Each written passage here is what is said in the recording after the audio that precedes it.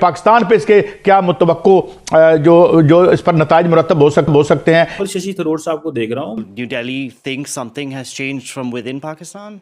Not just New Delhi thinks. I think the world will have to see something changing. I mean, there is no doubt that there are a large number of known terror organizations based in Pakistan, operating from bases in Pakistani territory, including Pahalgam a year ago. International embarrassment he embarrassment. सुने जरा sir Shashi Tharoor को। We've seen that the West has long forgiven for Pakistan for pretending they had no idea where Osama bin Laden was until the Americans found him and eliminated him in a safe house right near an army camp in a cantonment city. रियासत क्या होता है?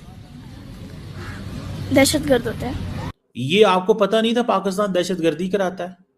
अब सवाल ये पैदा होता है, डॉक्टर साहब आज एक बहुत बड़ी वार्निंग इशू की है। डॉन की जो रिपोर्ट है वो कहती है कि 10 ममालिक दुनिया के टॉप के जहां पर खुराक की शदीद कमी है उसमें पाकिस्तान शामिल हो गया है। तकरीबन 1 करोड़ 10 लाख लोग पाकिस्तान के अंदर खुराक की कमी से मुतासर हैं। बताओ, इनको अपनी बोई हुई हर फसल काटनी पड़ेगी। दुनिया ने हमें स्टडी कर ली है, उनको समझ आ गया है कि यार ये कौन है, कैसे हैं। Pakistan is the hub of terrorist activity of Islamic terrorist organization. हुकूमत ने पेट्रोल 26 रुपए 77 पैसे और डीजल 26 रुपए 77 पैसे फी लीटर महंगा कर दिया। वो जो भुट्टो साहब कहते थे ना कि जी हम घास खाएंगे लेकिन एटम बम बनाएंगे, तो सर आज घास खाने की नौबत आने वाली है। नमस्कार दोस्तों, जैसा कि आप लोगों ने क्लिप में देखा, कांग्रेस के वरिष्ठ नेता शशि थरूर ने पाकिस्तान को लेकर भारत का सख्त रुख साफ कर दिया है। उन्होंने कहा कि जब तक सीमा पार से होने वाली आतंकी गतिविधियों पर पाकिस्तान ठोस कार्रवाई नहीं करता, तब तक भारत अपने रुख में कोई भी नरमी नहीं लाएगा। फ्रांस 24 को दिए गए इंटरव्यू में थरूर ने पाकिस्तान की विश्वसनीयता पर भी बड़ा सवाल उठाया। उन्होंने कहा कि ओसामा बिन लादेन सालों तक पाकिस्तान में छिपा रहा, फिर भी पश्चिमी देशों ने उसे माफ़ कर दिया, जो कि पाकिस्तान के दोहरे चरित्र को दिखाता है। थरूर ने 26/11 मुंबई हमलों का भी जिक्र करते हुए कहा कि इतने सबूत होने के बावजूद आज तक पाकिस्तान में किसी भी दोषी को सज़ा नहीं मिल पाई है। उन्होंने साफ कहा, जब तक पाकिस्तान अपनी ज़मीन पर पनप रहे आतंकी संगठनों पर सख्त कार्रवाई नहीं करता, तब तक भारत किसी भी बातचीत या कूटनीतिक नरमी के मूड में नहीं है। थरूर साहब को देख रहा हूँ, बड़े पढ़े लिखे बंदे हैं, समझदार हैं, सियाने हैं कि नहीं मैं ऐसे नहीं वैसे नहीं। मैं ये शशि थरूर साहब कह रहे हैं कि वेस्ट ने फॉरगिव कर दिया पाकिस्तान को। भाई वेस्ट कौन होता है हमें फॉरगिव करने वाला? ये हमें कौन होता है हमसे डिमांड करे कि हमने क्या करना है? सुने जरा सर शशि थरूर को, और मैं इनको जवाब देना चाहता हूँ। Until they actually take some concrete steps to dismantle the terror infrastructure on their soil. नहीं, क्या कंक्रीट स्टेप लेंगे? And whom we have to show this? मुझे बताएं, दुनिया का कौन सा मुल्क कह रहा है कि पाकिस्तान है कि वहां पे जो वो नहीं है जी टेरर कैंप है? दुनिया तो अफगानिस्तान की बात कर रही है, जहां पे सर शशि थरूर जो हैं उथे खामोश हैं। ये तो नहीं कहते कि पाकिस्तान के अंदर जितनी दहशतगर्दी की जंग हो रही है या पाकिस्तान के अंदर हमले हुए हैं उसकी तो कभी बात नहीं की सर शशि थरूर ने। How many people got killed in the incidents of terrorism in India and how many people got killed in the incidents of terrorism in Pakistan? कितने मरे हैं बताएं मुझे। पिछले साल हमारे तो 1000 मरे हैं, आपके कितने मरे हैं? मैं तो नहीं चाहता इंडिया में एक भी मरे। असी कड़ा अमेरिका को पैसे लेने पे कोई कौन सा हम पैसे ले रहे हैं?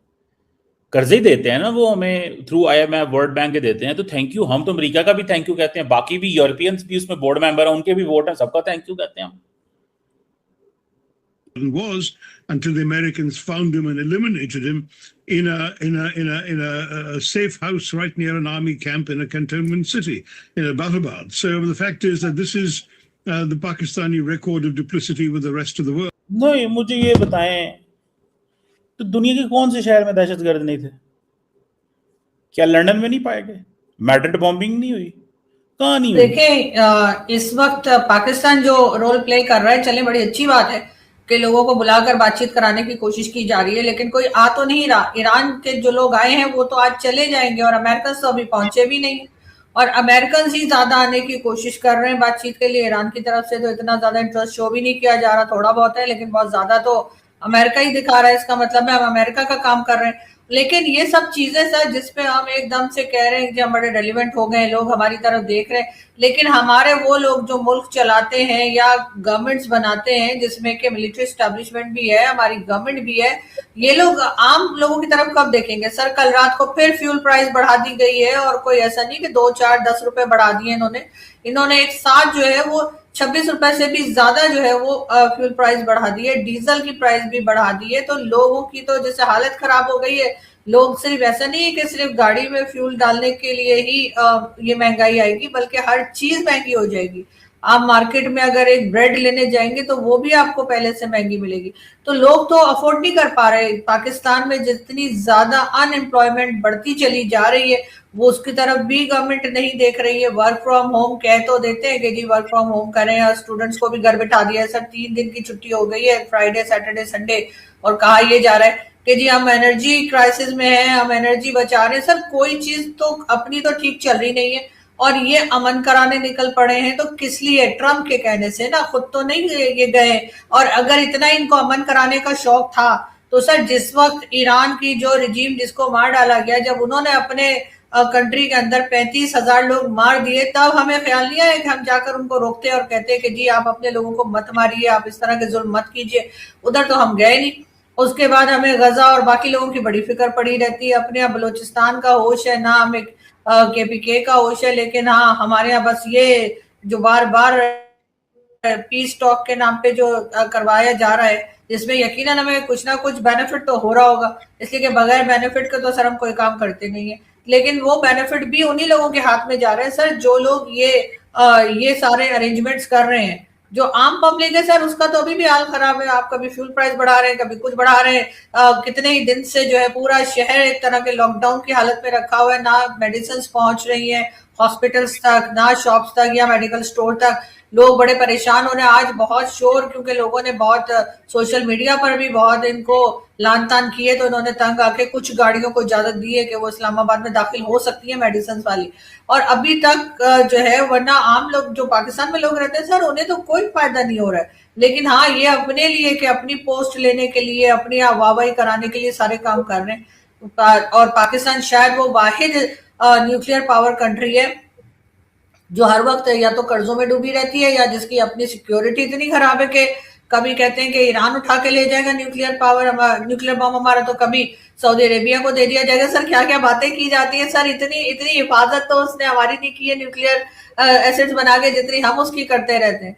वो जो भुट्टो साहब कहते थे ना कि जी हम घास खाएंगे लेकिन एटम बम बनाएंगे, तो सर आज घास खाने की नौबत आने वाली है, बस आ ही चुकी है। शायद आपने तो नहीं ना खाया अभी घास? अभी तो नहीं खाया सर, अभी शो के बाद खाने जाऊंगी।